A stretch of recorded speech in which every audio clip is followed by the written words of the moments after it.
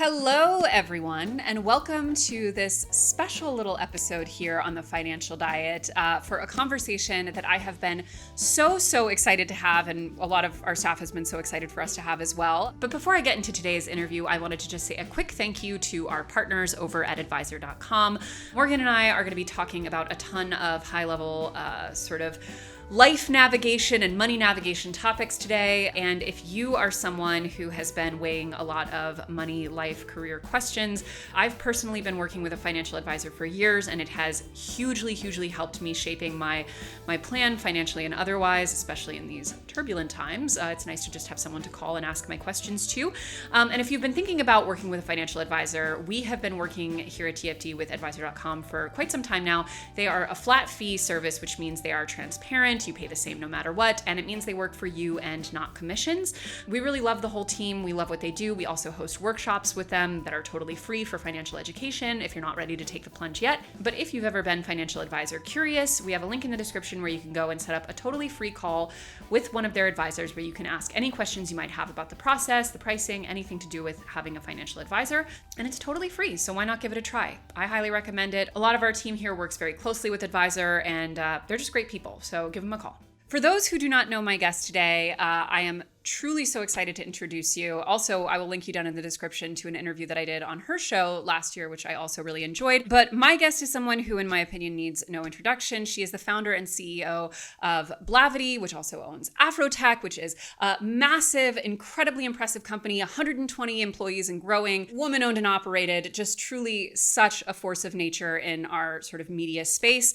She also is in her 10th year of business, just like us, although substantially bigger and more successful. So that's probably worth noting. But either way, I am having my guest on the show today because she has come out with a brand new book just out now called Rewrite Your Rules. That is not just an exploration of navigating our professional life, but also our personal one and balancing the two, because she is also, among many other things, a mother. So you might be wondering, how is she making it all work, having it all, as we used to love to say, and I hope don't want to say anymore. But I can't answer that. Only she can. So I would love to welcome my guest today, Morgan Debaun. Thanks for having me. Thank you for being on. How are you? I'm feeling great. Yeah. I heard you were doing a little TikTok earlier using that like bus, train, another bus, another. Yes. You're in New York on your book tour. Yes. Tell me what you've been doing over the past 48 hours. So past 48 hours, started off the tour in Atlanta. So we had a couple hundred people there. We had an event last night in New York, sold out, 300 people. Then press all morning, and now hanging out with friends. Look at this. And then tomorrow night, another party. Then straight to LA. Do it all over again. For another trending audio, it's very much giving like, and I have to party this weekend, and then in 2 weeks I have to party again. Let's start first and foremost, before we get to the book, with your incredible career as a businesswoman. I mentioned that you own some really massive media companies, which are sort of all part of one big umbrella company. Tell us a little bit about how you even did that. How'd you get into the space? How did it become so big and successful? Yeah, so I grew up in St. Louis, Missouri, and went to school at WashU. I was student body president, all the things. Very much an overachiever. I wanted to change the world, like every young person at a liberal PWI, primarily white institution. I wanted to change the world. And I quickly realized, okay, like I started off in education as my major. And then I got into the schools. When you want to be a teacher, you have to do all of these like credits within the actual school system and like work with the students. And I realized really quickly, wait, these teachers are completely restricted by the government and the policies that are happening, very much like we're seeing today. And so I said, okay, well, I'll be a politician. So I ran for student body president. And when you're student body president, you get to be on the board. You manage a crazy budget, like over $1.5 million that runs through the student government. And you sit on the board of trustees and you can vote as like the student representative. And I got in that room and I was like, who are all these people? Yeah. Like, you don't have kids who go here. You're not from St. Louis. You're making decisions about buildings and, eminent domain and all types of incredibly important things. And you have no context. Mm-hmm. Is this how power is distributed? Like, it was my first real engagement with how the world works. And so I said, well, how did these people get their seats? Right. Donations, money. Yeah. So then I quickly said, okay, well, what is the fastest way for me to get access to power so that I can be a person in the room that is advocating for the people who matter most? And technology at the time, again, this was now 15 plus years ago, was really moving very quickly. And it still is today. So I moved to Silicon Valley straight after graduation to work at a tech company. And that's where I was first exposed to a lot of the methodologies that I talk about in my book in terms of like failing fast and being able to work with a really big vision and have a really big team, but also be able to build a product that really matters. Wow. Okay. And so did you start Blavity first as your first kind of initiative? Yes. So I started it while I was still working. While you were still working. And what was the point at which you were like, this is kind of what I want to invest in and sort of put all my energy behind? Okay, so I'm a little bit of a risk-adverse entrepreneur. So I started the business, and really it was a blog and a newsletter. And we started to gain some traction. So that was in July of 2014. By November of that same year, I had quit my job to work on it full time. But when I quit, I actually kept a consulting gig into it so that I still had income coming in. Nice. Because San Francisco is incredibly expensive. Very much. And your girl needed to pay rent. Okay. So from there, I then was able to buy back my time though. And that's really critical, having that flexibility to work on the business, grow the business, but still have some income coming in. So even after I raised my first $500,000, I kept my day job as a consultant and didn't pay myself for like 3 years. Wow. Okay. And talk about, so, you have this company that's growing. You've raised a round of VC funding. Mm-hmm. At what point did that happen, and what kind of gave you the feeling that this is the time to scale at that kind of level? Yeah. I really didn't want to raise VC funding. Yeah, that's real. I just didn't. Like, I knew the odds were against me. I knew that like it was a male-dominated field and that I was building a product for people that they don't care about. And I also didn't want to be beholden to the powers of the VC system. Venture capital is a very unique set of principles and metrics of success that can really take your business down if you let it. So I bootstrapped as long as possible, but we were growing so quickly that there was no way for us to keep up with the demand. Like, our servers were crashing and it became expensive. I personally could not afford to keep it going at that level. And so that's when I said, I have to raise money if this is going to work, because I just can't afford to keep it going. It's also worth noting for those at home that, VC funds sort of operate on the assumption that, 49 out of 50 of their investments are going to fail, but then one hits it big enough to be a fund maker and sort of pays off all of the other investments. And so there's, my husband has worked for a long time tangentially to these spaces, never in the VC world, though, in part because of what you're describing, because there is such a sense of, you're at the craps table and you don't care all that much about a huge portion of your portfolio. Yeah, the moment that they have any sort of potential downfall, you're out. Yeah. Mentally. Yeah. So a lot of people who are familiar with you might be more familiar with Afrotech. Mm-hmm. Can you explain what that is and kind of how that became a part of your portfolio? Yeah. So Afrotech started a few years after I started Blavity. And as I mentioned, I was in Silicon Valley at the time, and I was, doing the things. I was going to all the meetups. I was going to all the happy hours. I was trying to get people to understand what we were building and invest in us. And I realized that I was barking up the same tree that I was as a corporate employee, where I felt like, do they understand me? Like, I felt like I was just like yelling into a black hole. I don't know if you've ever felt that way, where it's like, are you listening? And I felt like that was an experience that so many of my peers were also experiencing working in tech, but we just lived so far away from each other. It's not like we were in this community where we would see each other often and be able to share information and knowledge. So Afrotech was this creation of, at least one time a year, we should all be able to get together and like trade notes. Yeah. We should be able to talk about, how did you build what you're building? How did you grow your company? How did you get this job? How did you negotiate your package? Like, what kind of stock are you getting at these big companies? And that community grew really, really quickly because it was so much needed for people who, for whatever reason, we're at a point where you could be the only Black person in your entire office. Now, of course, we have a conference of 30,000 plus people. We do happy hours that are sold out all over the country, tons of events, and the biggest website for Black news for business and the internet.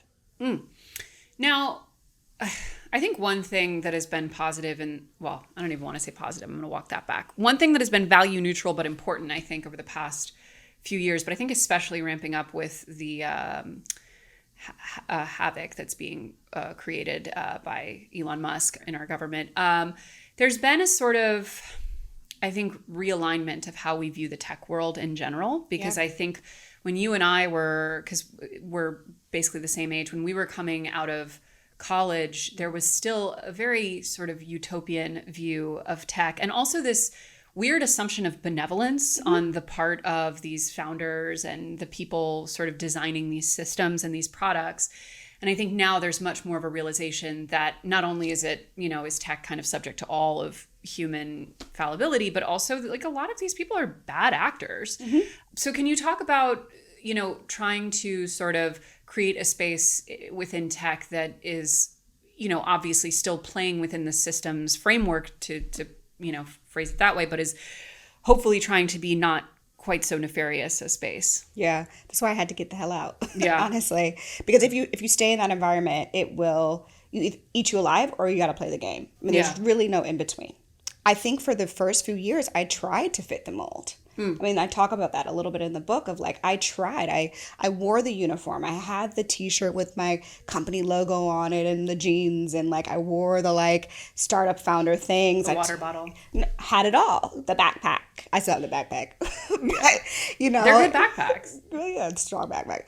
But like I played that game because I thought that was the only way that I could be seen. In that space, was like, if the only thing different from me was the product and solution, not how I appeared or how I spoke, the vocabulary that I used. And it ate me alive. I mean, it was a really tough 3-4 years personally, because I felt like I couldn't be who I wanted to be, because I felt like I had to fit this mold of what a venture-backed startup founder operated. Even as a woman, like I really embraced a lot of masculine energy, and it was really tough. And I think when it comes to these companies, what we're seeing, I mean, you saw Mark Zuckerberg literally say, we need more masculine energy back into, like, what? Him of all people. Are you kidding me? Well, that's what the furthest thing from what this country needs and what these companies need. And when they say that, they mean it. Oh, yeah. And a lot of them too, like, not to reference my husband again, but he is in the tech space, and he used to work at these startups that are, you would see behavior exhibited between these men that I'm like, you shouldn't even be, you need to just be in deep therapy. Like, this is no way to treat other human beings. This is no way to talk to each other. And it's celebrated. And to your point, like, I forget what the word is, but there was some phrase that they used for them at the company that was like, and it's widespread in tech, they'll call it like a genius bastard or something like that, where this is a person who literally is incapable of having a humane, rational, adult, professional conversation, but they're so good at coding or whatever that they're raised to the highest levels of their company. Right.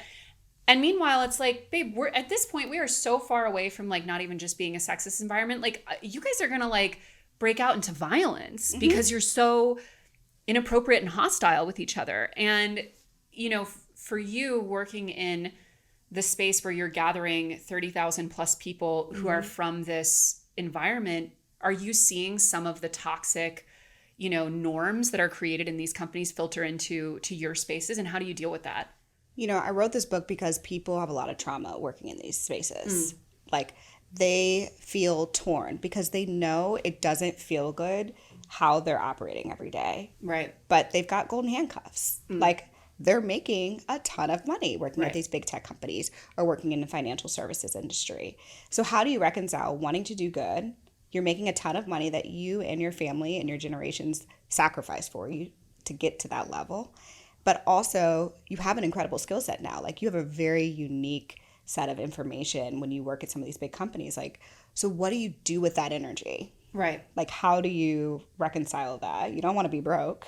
Right. So you're not going to like be like, I'm just going to open a yoga studio. You're like, nah, that's not for me. So how do you incorporate those kind of things into your life? And that's what I see most is like people feeling plateaued. Like, outside looking in, they're doing fantastic. They've checked all the boxes. But inside looking out, they're not happy. So obviously a lot of these companies are run and led by people who have, let's just say, really problematic combinations of personality factors. Often very deficient in empathy, often very hyper competitive, often narcissistic. We can see, like, name a large tech company and you see these problems at the top everywhere.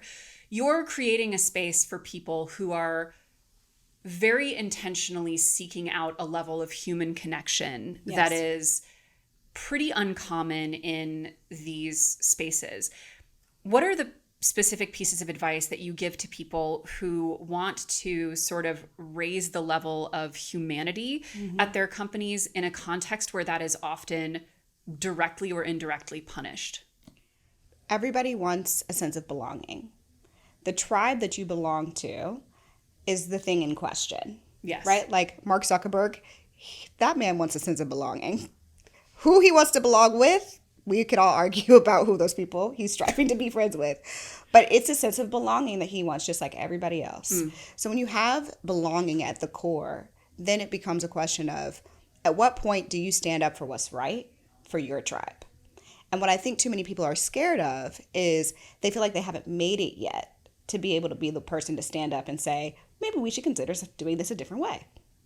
Maybe we should consider in our research studies having more people of color in the research study, or having women be our primary target user, or having this product available in English as the second language, because most of our users are Hispanic and speak Spanish as their first language. What a crazy thought.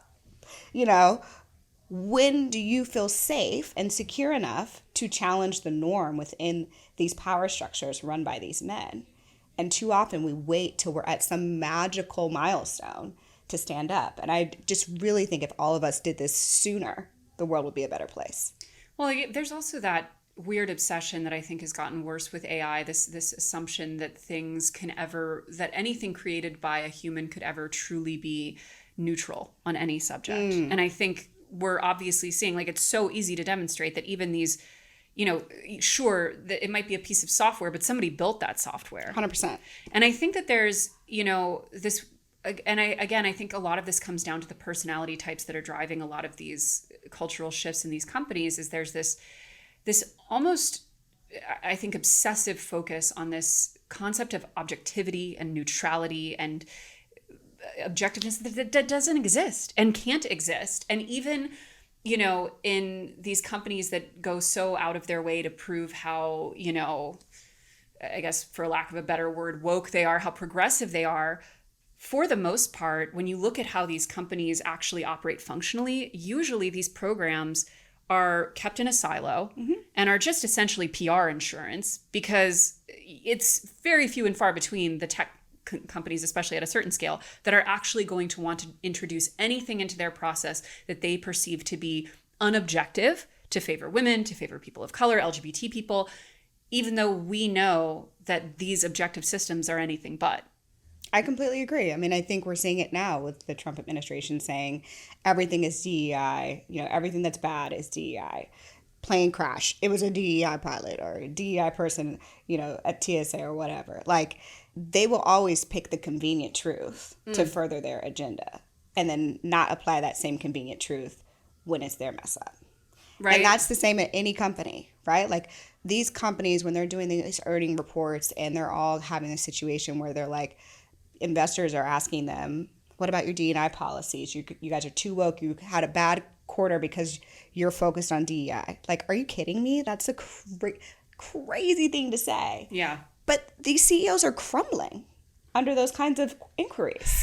They are. And I mean, out of curiosity, being someone who runs an explicitly Black-focused organization, how has it felt in the past 5 months with such an endless assault on DEI, to your point, often with things that have nothing to do with it? You know, it's fascinating, Chelsea. Really? Like, the conversations that I'm having behind the scenes, you would not believe. You will see one day the press release of the company being like, we don't support DEI. We're taking away this. We're renaming it to Global Inclusive Belonging. Like, okay, cool. Call it whatever the hell you want to call it. Are you going to care about the people who work at your company? Are you willing to lose the human capital because they have a skill set and they can go work at another company? No, you paid a lot of money for these people to be here. So how do you reconcile that with your public image? And that's just tech companies that are like B2B, right? Where they have no consumer risk. Then you've got all these consumer tech companies or just consumer companies like Walmart, Target, Amazon, PepsiCo, Coca-Cola, American Airlines, Delta, all of these companies. You need to make sure before you go out and say, we're not going to do our D&I stuff, we're going to roll it back, that the growth for your top and bottom line is not coming from women and people of color. Because 9 times out of 10, that is where your growth opportunities are. So if your company wants to keep being a capitalist and keep growing year over year, you're going to have to advertise to these consumers. So what are you doing?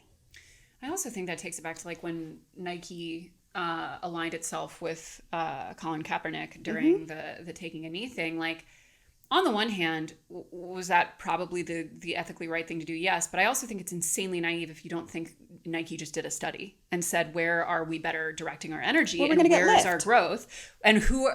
And by the way, only a small fraction. We Americans are very, I think, myopic about the world in terms of how the world perceives these things. And like the vast majority of, for example, things like Nike sales come from outside the US, come from countries that don't have our really weird, obsessive culture wars over the stupidest shit. Like, and that is what I think is so short-sighted about so many of these initiatives to set us back to like, I actually sometimes think to myself, like, what is the ideal scenario? Like, is it like 1981 in Missoula, Montana? Or like, you know what I'm saying? I'm trying to imagine what is the business, political, social, community, like what does it look like to these people? Because at the end of the day, it's been, 25 years that we live in a global society. And for the vast majority of the world, they're not interested in fighting the culture war bullshit. They're not interested in someone taking a gun to a bunch of cans of Bud Light because Dylan Mulvaney did an ad for them. Right. Like, why do you have that kind of energy? Like, I agree completely. But so like in this time of just constant focus on essentially every identity group that isn't white men with such aggression, such fear mongering, such, frontal attack, you made a case that I think that is compelling, which is that, again, given the world that we live in, the demographics, the way they're changing, women, people of color, LGBT people, et cetera, these are our growth areas for almost every industry. Now, that is a very, I would say, it's a super pragmatic argument for these institutional powers to care about these things and to invest in these things. Where do you draw the line, both as a business owner and also personally, between making arguments that you think are more likely to get purchase from institutional stakeholders in these big organizations, and even from, the population generally, and making the argument that you think is right, which is obviously like you shouldn't, attack a company that worked with a trans person on the basis if that's a wrong thing to do, but that's not a compelling argument. So to a lot of these people. So how do you make that judgment call?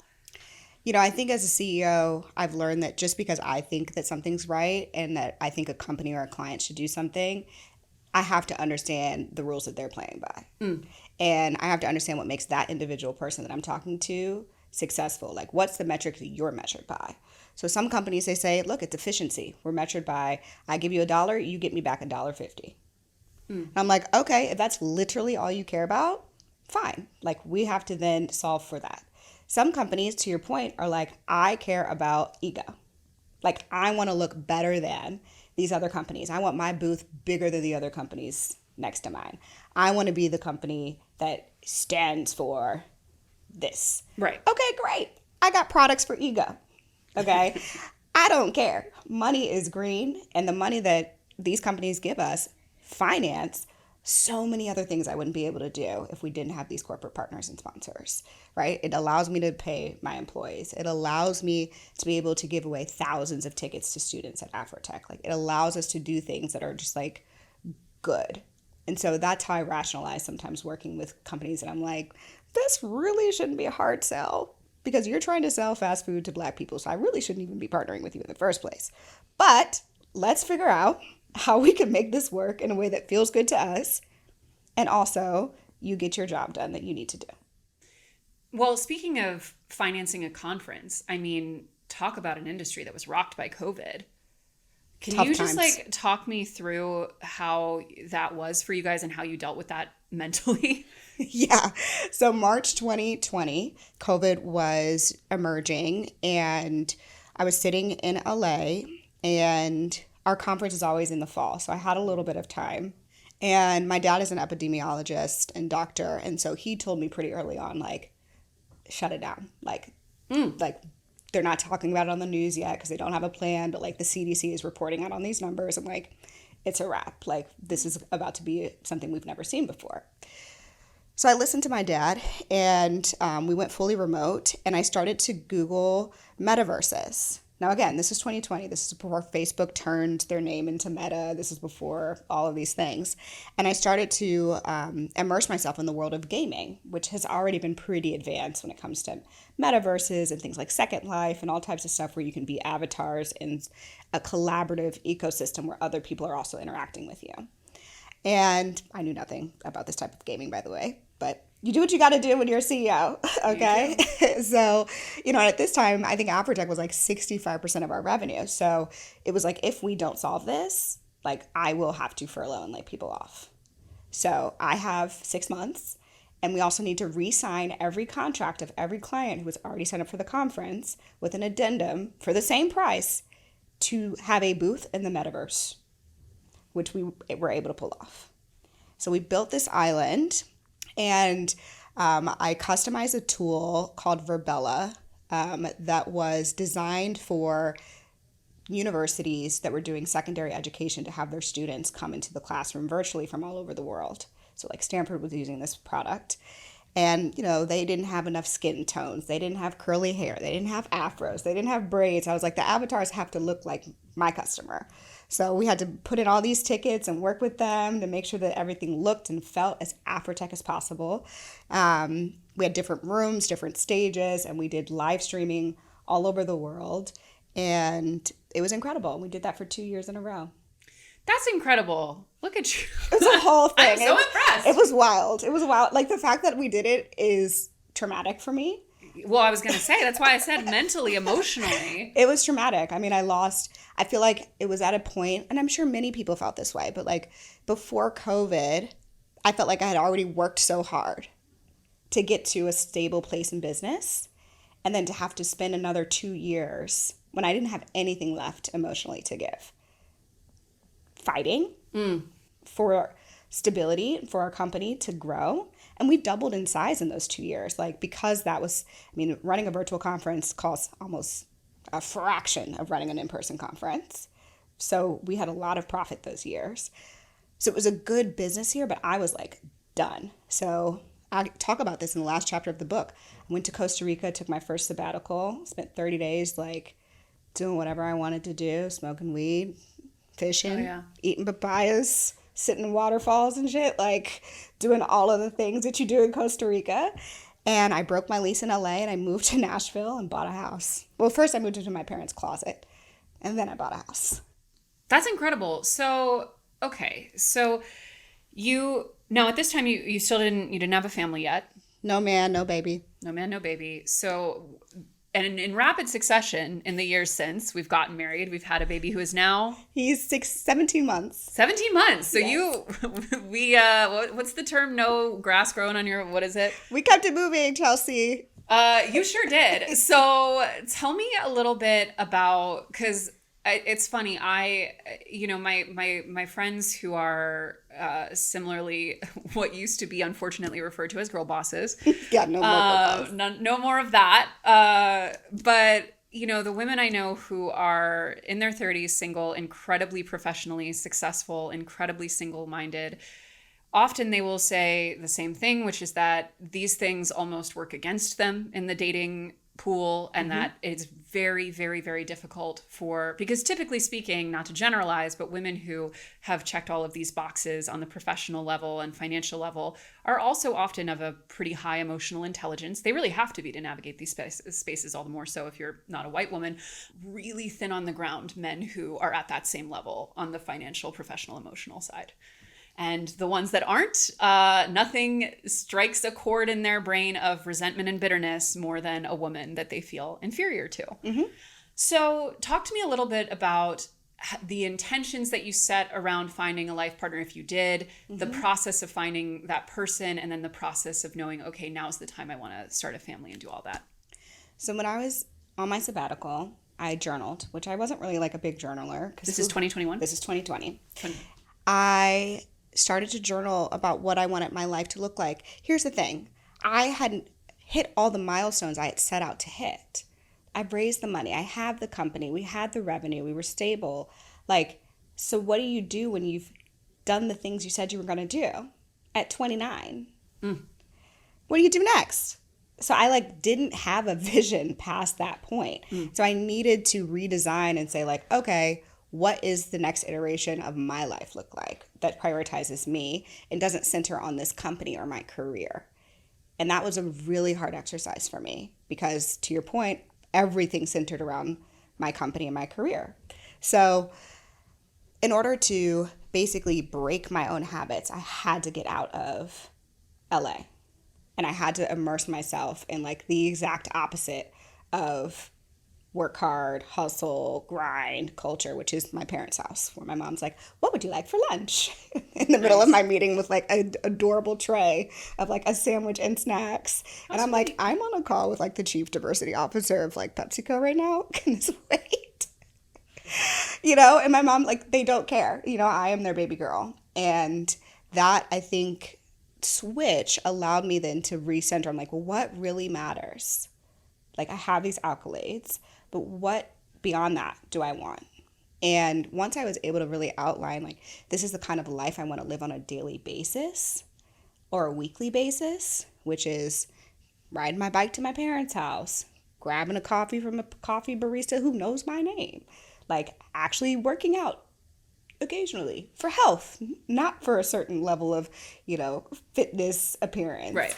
Like learning how to cook, having a garden. Like, it sounds so simple, but that was nowhere near where I was living in an apartment complex where I would walk to work and back every day, So I had to just completely redefine what I wanted to be and then put myself in that environment to be able to receive the type of love and relationship that I wanted to have. If I was dating in New York or LA, it wouldn't really fit who I want to be at my core, because it would be the version of the career version of me, which is not really who I am. Interesting. So you met your person in Nashville. I met my person in Nashville at a bar. At a bar. Okay. So you're like the third person I've been talking to recently who's like they're meeting in like a very sort of boomer coded way of just like, going out. Go outside, ladies. Listen, it's true. After this we're filming as a little mini series with a therapist, and one of the things like we're touching on a bunch of like internet sort of mental health maxims that I think are doing nobody any good. And one of them is this like obsession with like staying in, canceling plans, not going out, not making friends. Like, the data is in, you guys. That's really bad for you. And the proof is right here. Move to Nashville, go to a bar, and you will meet the person of your dreams. So how did you, now were you actively dating and seeking a partner at that time? Oh, absolutely. I was dating like a job. Hell yeah. Like, I was like, we're going to keep it moving. I like even took feminine energy classes, like, because I really knew that I was still in my masculine so much, especially after going through what I call when you're like a wartime CEO, where it's like do or die, where you're like, we'll either make it or we're dead. Like, that's how I felt through COVID. So I needed to be like, soft, candles. Wow. This is very Charlotte York coded to like be taking feminine classes and dating for marriage like a job. I needed it.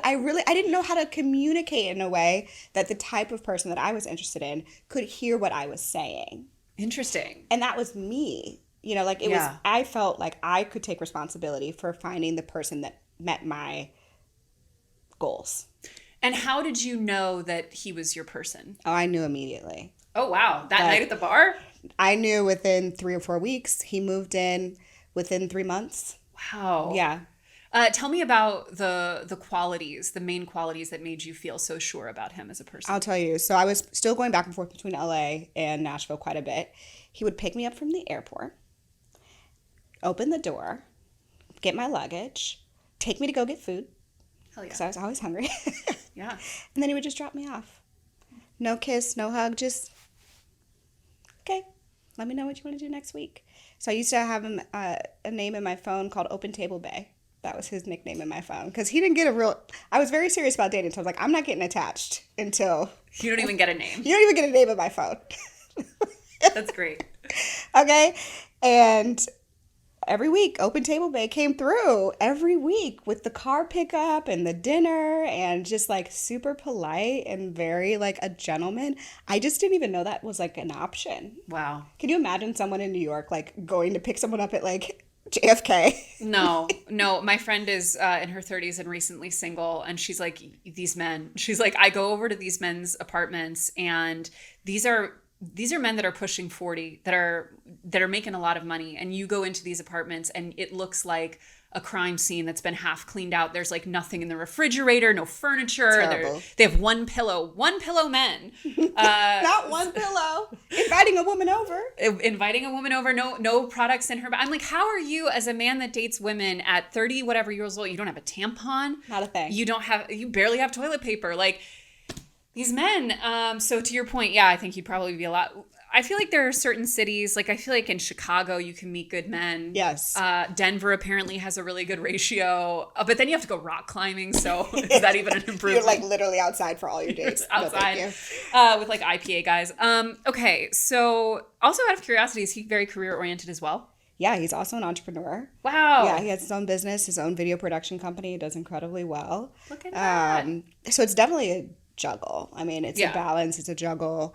We're constantly negotiating, like, you know, especially with a kid now. It's like, are you going to do bath time?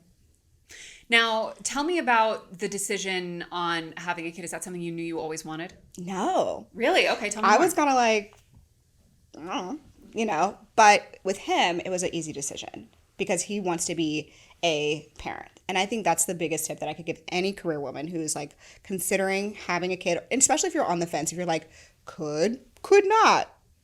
You must have a partner who wants to be a parent, not just father a child. And too many women get that wrong, and they don't find out till after the fact that they got it wrong. Well, in their defense, a lot of these men deceive people. You think so? I think so. My favorite quote on the matter is men want a baby the way kids want a puppy, you know? And to be fair, for a lot of men in our society, we don't ask too much of them. So it's kind of a fun thing for them to do. And it also really benefits them professionally, socially. Like we see a direct connection. And I think a lot of men, maybe they don't even realize they're lying when they tell women they're going to do X, Y, and Z. Because I know even in my personal friend group, I can think of several women off the top of my head, most of whom are separated or divorced now, who were in one case in particular, convinced to have a child on the premise that this person would be a 50-50 partner.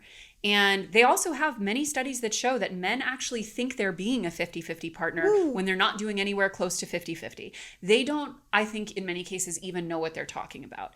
So I do think part of it is like everything you described, though, is him showing through action the kind of person he is. Yes. So there's also a lot more information to go there, whereas like a lot of these women who are, you know, convinced to have a child by these men weren't even showing up as 50-50 partners before the kid. Well, that's my point. It's like, you do know.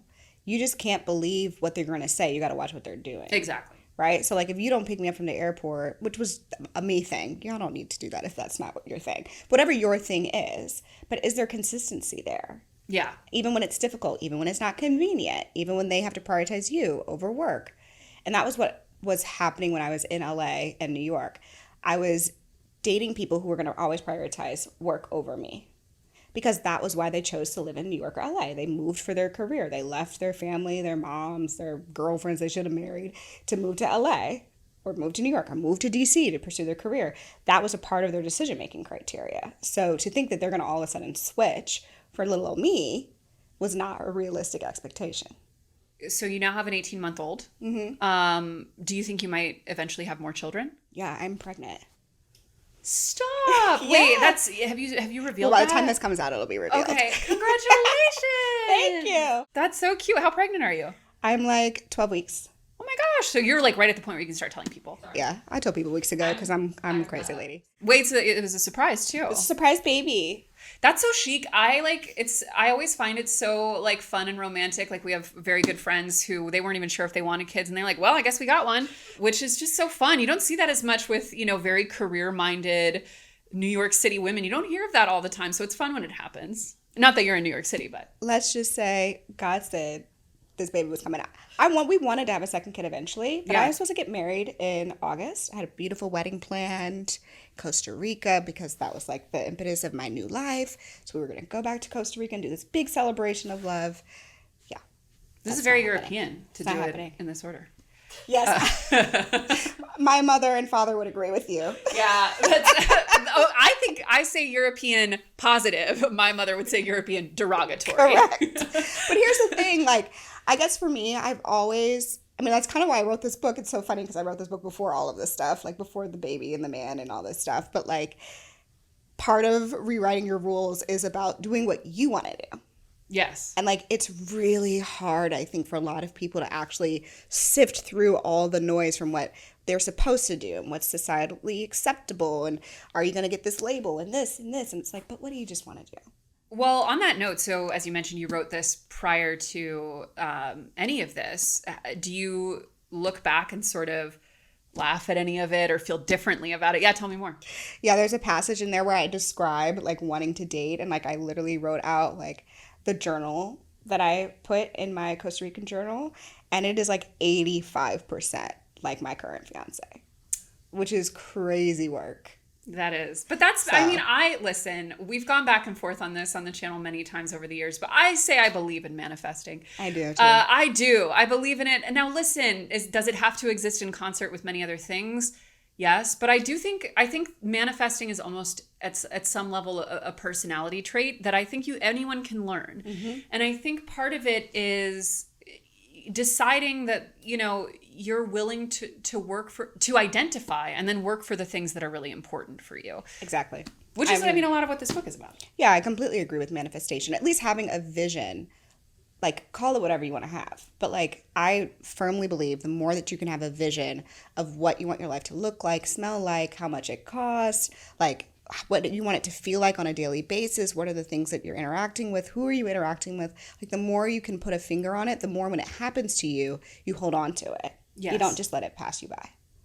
Totally. And, so we live, as we were talking before we started filming about, we're living obviously in turbulent times.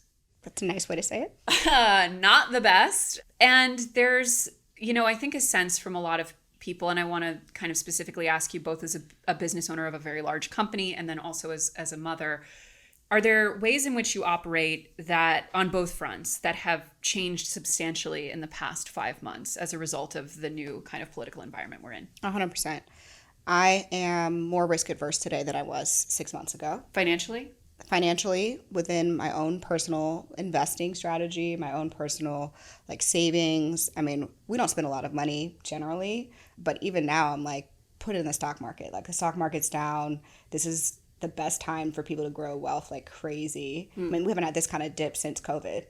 That's true. Think about all the people who rode that dip out and actually bought the dip, crazy returns, That's true. So I'm putting as much money as possible in different mutual funds and all different types of things. And then I think the other thing is, from a safety perspective, I don't feel safe in Tennessee. I live in Tennessee. That's real. And I have a black man and a black baby. And we walk around in our little stroller and do the cute little thing. But I'm constantly fearful for their safety.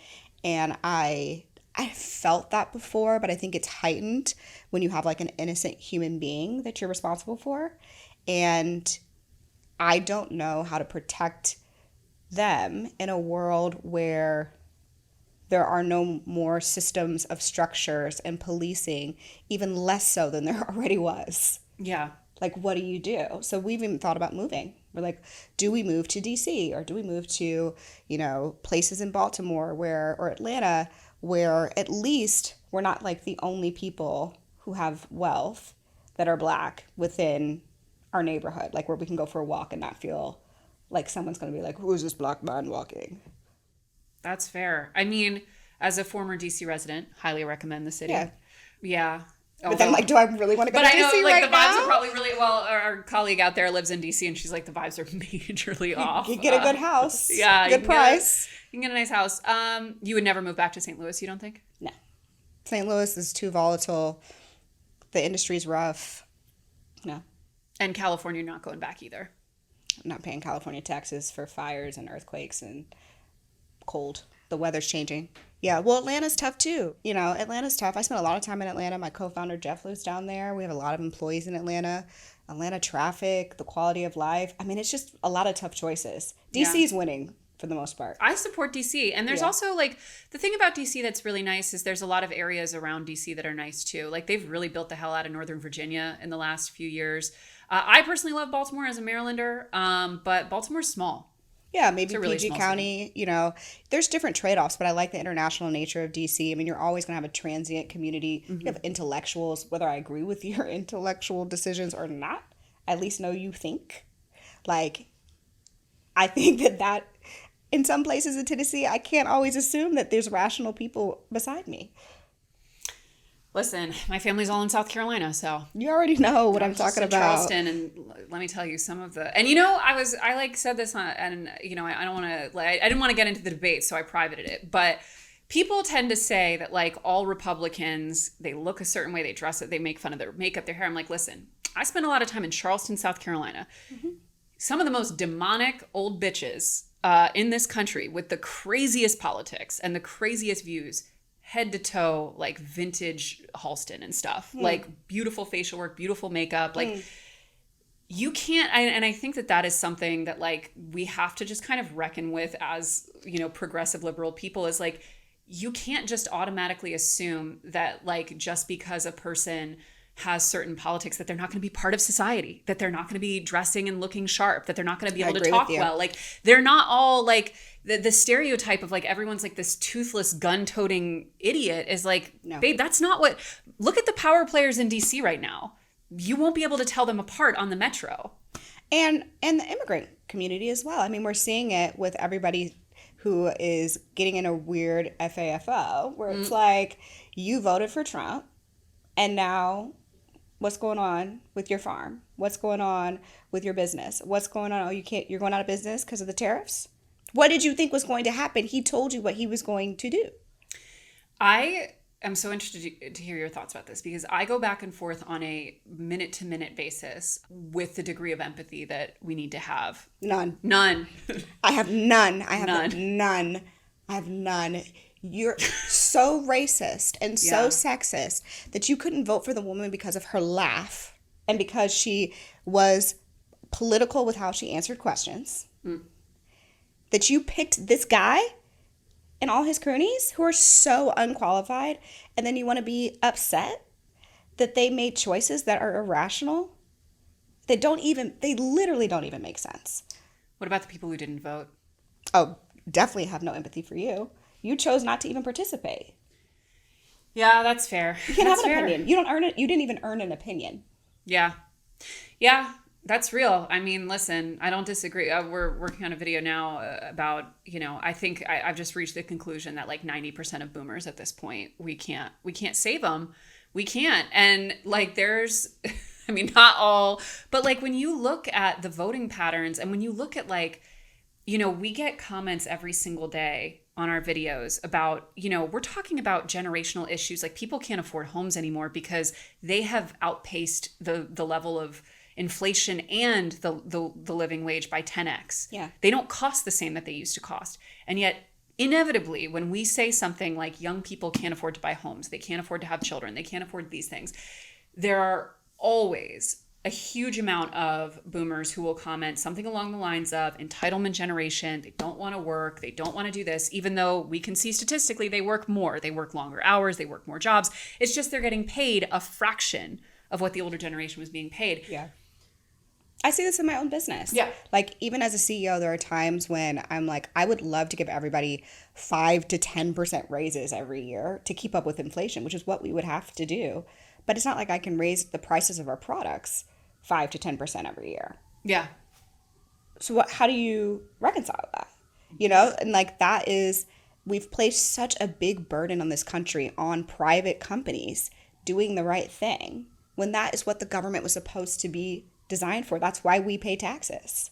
Well, as someone who manages like a massive, massive platform, both with, in-person events and also online, where do you feel your responsibility lies to, because I totally agree with you that most of what we're looking now to individual corporations to solve, like I'm sick of us having to ask ourselves, is Pepsi a good person? Like, no, Pepsi doesn't give a fuck. Pepsi's trying to increase their profits, like, period.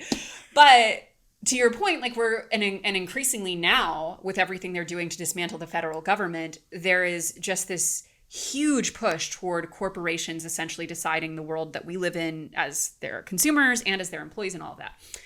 What do you feel your responsibility is with the platform you have to be part of the solution to moving us toward a form of government you feel is more equitable? And beyond that, how do you choose to engage yourself?